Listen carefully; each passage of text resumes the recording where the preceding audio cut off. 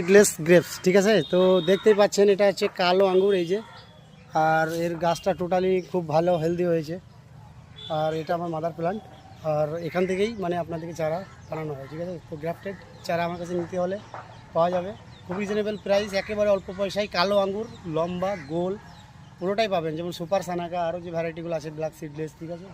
তো এইটা কিন্তু দেখুন এবার পুরো প্রসেস দিয়েই তৈরি করা আছে। এই যে গাছটা এসছে 3 ফুটের মাথায় কাটিং হয়েছে, ওয়াই শেপ দিয়ে আবার বানিয়েছি, ঠিক আছে। আরও যদি ফুল ফল দেখতে চান তা দেখাচ্ছি, ঠিক আছে। একটু এইদিকে এসে দেখাও।